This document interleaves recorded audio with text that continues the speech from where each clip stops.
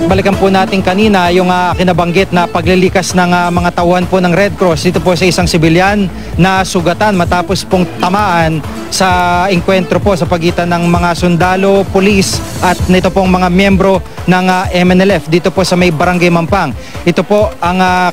mismong akto ng pagbubuhat ng mga tao ng Red Cross mula sa sasakyan ng biktima para po siya ay mailikas at madala sa pinakamalapit na ospital. Ito pong mga tauhan ng Red Cross na ito, sila rin po yung nasangkot sa